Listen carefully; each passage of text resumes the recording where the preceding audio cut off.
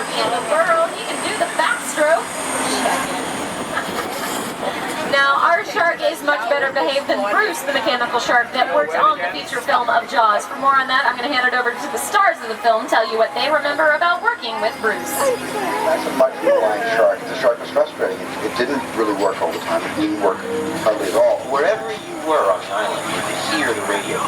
They were always saying, the shark is not working. Repeat, the shark is not working. We just waited around.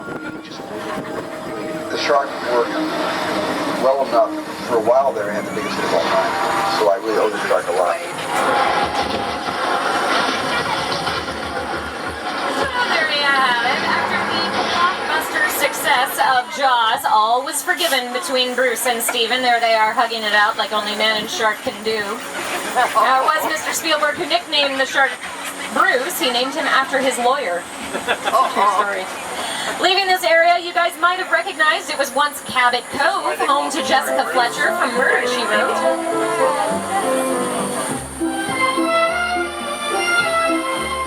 Angela Lansbury would travel up this very road off to the right-hand side using the chicken ranch house you see here to shoot backyard scenes for Jessica Fletcher, which makes her a perfect neighbor to have for our next neighborhood. She was so good at solving mysteries, and a lot of mysterious things happen on Wisteria Lane. From ABC's hit TV show Desperate Housewives, we get to take you into their neighborhood.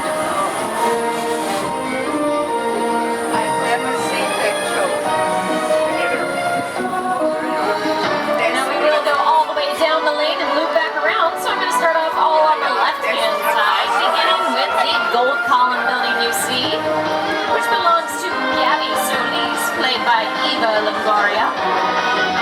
Next door, well, this house has had a high turnover rate on the series, possibly because it was originally owned by the Munsters, 1313 Mockingbird Lane. Next, we have the yellow, cheerful, sunshiny house of Susan, played by Terry Hatcher. Susan's next door neighbor in the greenhouse is Lynette Scavo of Scavo Pizzeria fame. So sad they sold that pizzeria. One of my favorite dishes there. Now Lynette is played by Felicity Huffman. Expertly, I might add.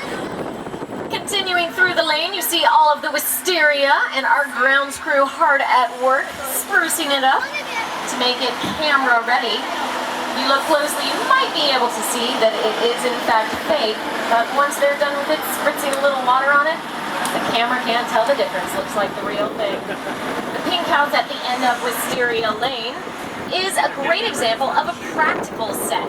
That means it's one that you can shoot interior and exterior scenes in this one location. You could do a long sweeping shot of Wisteria Lane, come right up through the front door and continue in the living room inside the house. Comes in very handy sometimes. On the left-hand side now, we have the green olive house where Mike the plumber first moved on to Wisteria Lane to join the lovely ladies here. He was next door to the perfect housewife, Bree Vandekamp, in the blue and brick house.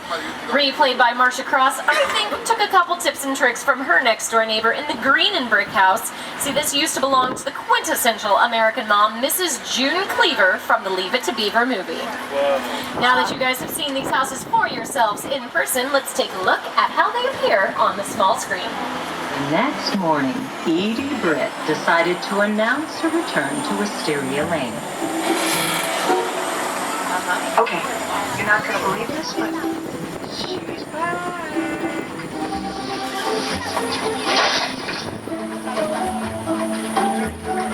Edie, is that really you? You know someone else my age with a body like this? Well, what happened to your tenant? He came into some money and decided to move. We thought, what the heck? Let's move back. We? Oh, you don't know. I have a husband now. Really? Whose? Oh, zing, Susan. Now, Wisteria Lane is a great example of your average, typical suburban neighborhood. But what if your script called for something a bit more imaginative, a little bit more fantastical? That's exactly what we were hoping for with Dr. Seuss's How the Grinch Stole Christmas, and director Ron Howard did not disappoint. One of the biggest creative challenges that we faced on How the Grinch Stole Christmas was to bring the storybook world of Dr. Seuss to life. Some of the most talented artists in Hollywood worked for months to create a living, breathing Whoville. When it was all done, they had built an entire city. And the fantasy world of Dr. Seuss became a reality. And he's not exaggerating. It was a huge city right here on the backlot, taking up huge portions of our lot and 10 sound stages all at once from the front lot. But what a production it was. Some of these Whoville houses that you see here are made entirely out of styrofoam. Also, we used enough fake snow, we could have covered 18 football fields. That banana with a greasy back. Now, the residents in Whoville had another neighbor to worry about, not just the Grinch, but they were living next door to a real psycho. I'm talking Alfred Hitchcock Psycho. We bring you some construction on the Bates Motel. And the original Psycho house. Wait a minute, looks like Norman's up there. Gonna go check on his mother, rocking away on the second story there. Oh, wow. Really? You want to go closer, Michael? I don't know if this is such a good idea.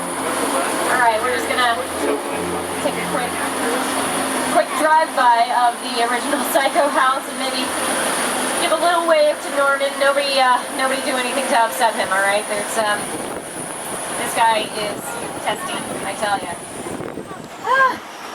Although, is there any room? Oh, we have 12 vacancies. Uh-oh. 12 cabins, 12 vacancies. You know what? I don't think we can stay. Sorry. We're going to go hang out in this destroyed neighborhood. That's probably a good idea. You can find us here. We are bringing you the spectacular crash site from War of the Worlds. We are moving through it. We'll stop shortly. Please remain seated until we've stopped.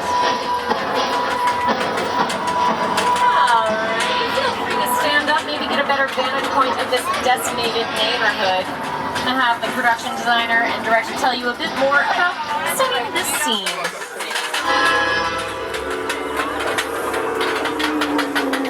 The airplane we crashed set is a perfect example of a set that is all designed around a vision that Stephen had. Yeah, to sit down to talk about the War of the World. I thought, what if the 747 goes down right in a big neighborhood? Because it's just something you don't see. You're doing good. You're doing good. That's okay. Listen, I want you to close your eyes, okay? Stand close. Alrighty, please do return to your seats. We'll be leaving momentarily. Bobby, get in. Get in.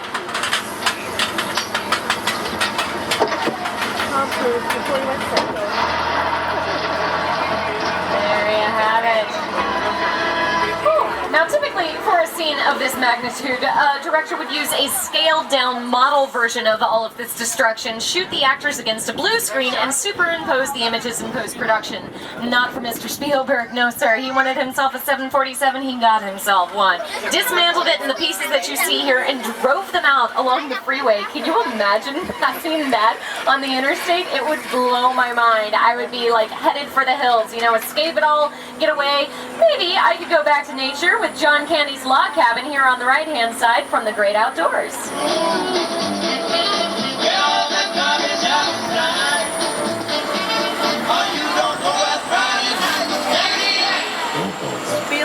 Now, this log cabin is another example of a practical set. Shooting interior-exterior scenes is possible in this one location. It's been used in TV shows like Coach and even Desperate Housewives when Susan needed a little escape of her own.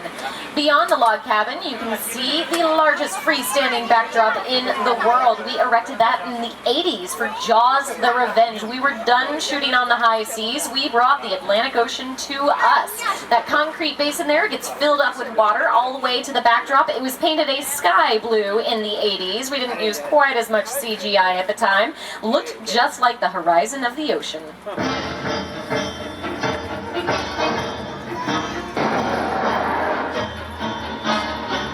Since that time, it has become a favorite filming location for many different films. This reportedly for Inception. Also Disney's Pirates of the Caribbean on Stranger Tides. And it will be on the big screen in October in the Paul Rudd and Jennifer Aniston movie Wanderlust. We can use the blue screen now. CGI is used in many different movies, like Stephen Sommers' rendition of the classic Universal Mummy Monster. We have some of the set pieces ahead of us right here for you from The Mummy Returns. The Tomb of Imhotep. Now, there were rumors about a curse in this area. In fact, the production crew just kind of bugged out one day. They left behind their seats and some of their equipment.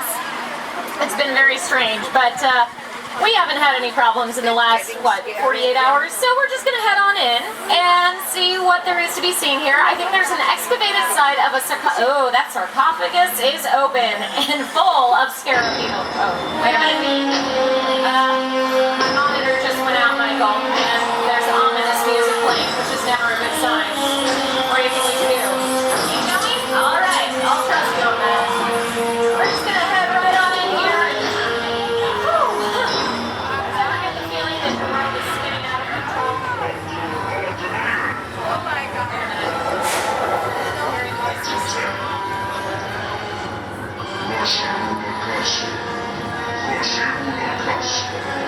Very ancient Egyptian voices. I don't speak that, whatever it was, but I got the impression that he wants us to leave very quickly. Unfortunately, our path ahead is completely blocked off, and I don't see another way out. Actually, I don't see much of anything right now. Okay. This can't be good. Oh, wait a minute. I'm getting a transmission. Let me see if I can... What's over? Hi! What are you doing here? Besides... about to die? This is not good. Yeah, it's all right. If they're on her, they're coming after us next. Crawling up on the tree. Like a fighting their ancient quad spit. Getting that tingling hanging off of your skull sensation. That's just me. Yeah. Okay, hang on. I gotta head to hair and makeup. See if they can't fix that mess. A little powder poof. Some more lip gloss. And we're back. It's amazing what a little lip gloss can do, am I right, ladies? Okay.